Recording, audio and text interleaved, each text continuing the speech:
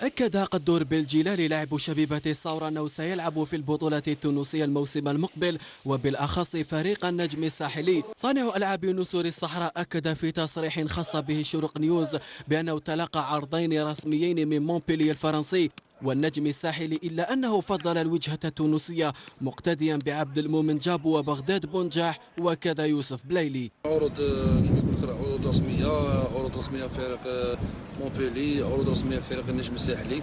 جاونا عروض ثاني وراهم طابي باش الطابله كما يقول لك سير نيغوساسيون مع لي بريزيدون دو كلوب، وين ديكلارا هو وين قال لهم عروض رسميه.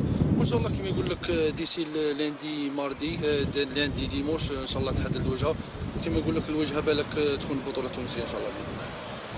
وبمناسبة تكريمه من طرف أنصار الثورة رفقة اللاعبين، شكر بالجلال كل أنصار وإدارة الفريق، متمنيا للشبيبة التوفيق خلال الموسم المقبل بعدما ضمنت البقاء وبأريحية كبيرة. تفاجأت بالأنصار فريق شبيبة الثورة من كرموني، الحمد لله يا ربي، هذا بدل على المجهودات اللي قدمتها لفريق شبيبة الثورة.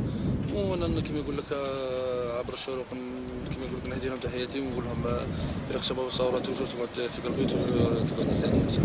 وبخصوص المنتخب الوطني أين لم تمنح له الفرصة على غرار كل اللاعبين المحليين، تمنى بالجلال التوفيق للخضر في المونديال القادم. وان شاء الله انا ما نتقلقش ونزيد نخدم شكالا دينا مينيت، وان شاء الله بربي كما يقول لك ما جاتش اليوم ان شاء الله نتمناو للفريق الوطني ان شاء الله يديروا كما يقول لك كوب ديمون ان شاء الله ريوسي ان شاء الله بور كوبا دوزيام بلاص، وان شاء الله نخدموا اللي فيها خير ربي يجمع ان شاء الله باذن الله. وبعد مغادرة مدلل مدينة بشار، بقي الشارع الرياضي يتساءل عن من سيخلف صانع ألعاب الثورة بعد 4 سنوات قضاها مع النادي.